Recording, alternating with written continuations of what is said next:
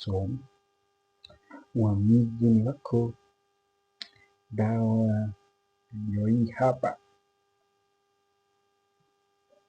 kwamba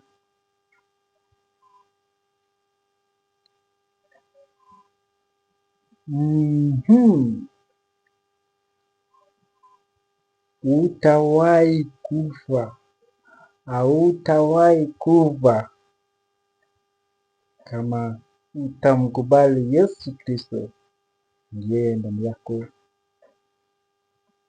toe pepo chafu. Kuna pepo chafu yenye inakuanga ndani ya watu, yenye inaua watu, na hiyo pepo chafu lazima tukaitoe. Na kutoa hiyo pepo chafu ni kuruhusu Yesu Kristo aingie.